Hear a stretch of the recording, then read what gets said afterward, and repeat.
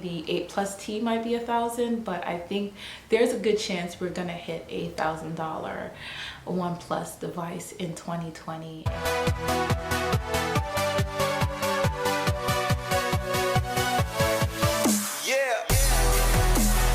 Happy holidays, everyone. Welcome to our channel. My name is Fiona Gomo, aka Techie Supreme, your supreme source on all things tech. And today we are going to be talking about rumors on the OnePlus 8 Lite.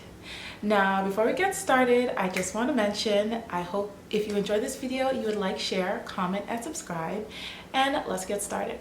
So, I've recently written an article on my blog, techiesupreme.com, about the leak renders that have been shared by the blog 91 Mobiles and the Leakster on Leaks on Twitter. And they're pretty much the dimensions and schematics for what is supposedly the OnePlus 8 Lite. And the rumors are now going that OnePlus has plans to release a budget model for its line, for its smartphone line. So obviously, you know, OnePlus has kind of been the mobile darling. That's what, at least what I'm calling them. They've been the mobile darling for the last few years, especially now that they've really gotten a hold in the US market. And I actually kind of find it a little bit interesting that their original flagship killer marketing has kind of just, you know, gone to the wayside as their prices increase. So now it's very interesting, the idea of a budget model, but we'll get a little bit into it a little later why that's not that much of a surprise. So the rumors that are associated with the device right now, based on the renders, which, you know, some people have said it kind of looks like a Samsung device. It's got the glacier blue, which I personally think looks like the blue that originated on the Galaxy Note 7. So you got a lot of Samsung similarities. Even some of the camera setups for the renders look very much like Samsung devices, so people are already making that comparison. But other than that, the specs that are already being thrown around are a display that is either 6.4 or 6.5 inches diagonally, with a centered hole punch for the front-facing camera, a USB-C port, and unfortunately no headphone jack, in addition to a dual camera and possibly a time-of-flight sensor. And there's also noted that there is no visible fingerprint scanner, so that could mean that the device would have an in-display fingerprint scanner. So that's pretty much the first round of rumors for the OnePlus 8 Lite. And you know, just thinking about it, for me, I've just been pondering what else we could potentially expect for this product. And I personally guess, in terms of the processor, I'm guessing Snapdragon 675. That's what Qualcomm just announced as their budget model 5G chip. So I feel like everyone's expecting there to be a lot of 5G devices, potentially in all price ranges. And I've even seen some of my analyst friends talking about how 5G devices are probably going to come down as low as $300 in 2020. So this could potentially be one of those devices. And I have been pondering a lot about OnePlus prices. I do have a video previously uploaded about my thoughts about OnePlus and how their prices have steadily been increasing, and kind of how would the brand keep the attention of being an affordable brand that they were kind of brought up on. And to me, I think that's something that OnePlus should definitely hold on to, that it is something that is accessible to, you know, you don't have to have $1,000 every year in order to be a smartphone enthusiast. So that, you know, like when I talk about OnePlus and what they're doing with their line, I think that's just kind of what I'm focusing on, that, you know, you know, obviously the iPhones and the Galaxies and everything are fun to ponder, but to actually be able to get your hands on a device, and hell, even if you are, you know, interested in swapping out devices every year, if you can do that in a decent price point, you know, it should be available. So, you know, personally, I am kind of excited and hope that this is something that OnePlus would actually introduce into the market.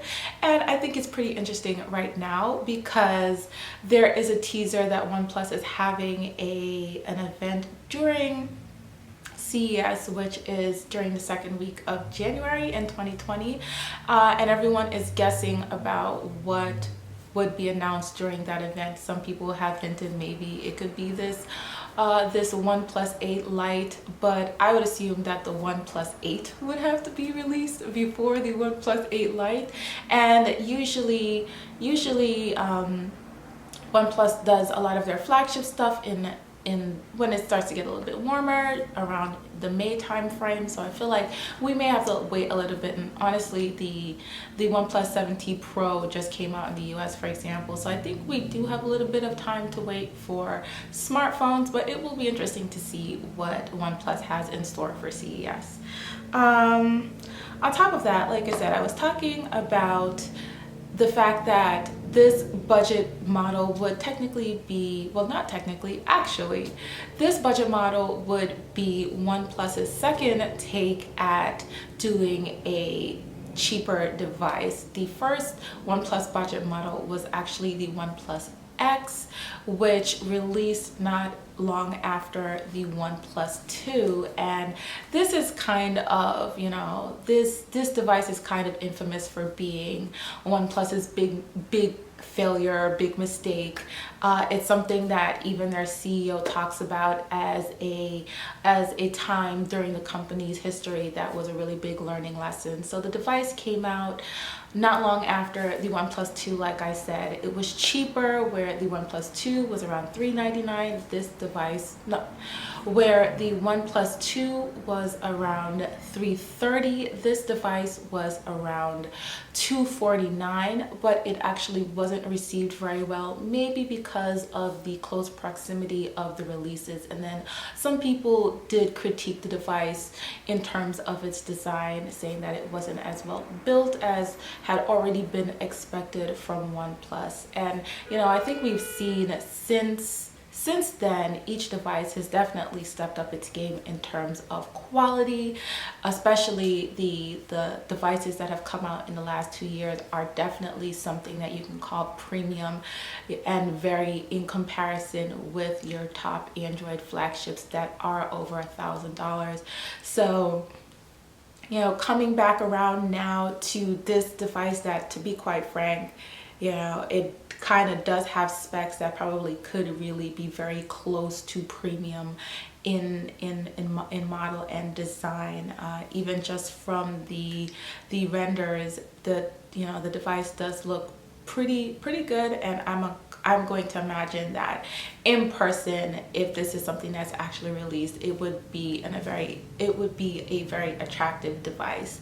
And again, probably the only thing that would bring prices down is probably a truncated chip like the Snapdragon 765. My other guess was MediaTek's Dimensity 1000 chip. I know that chip is supposed to be a little bit more for premium models, but I would assume that it would be more for kind of like premium models that are a little bit more international, even though we are expecting to see some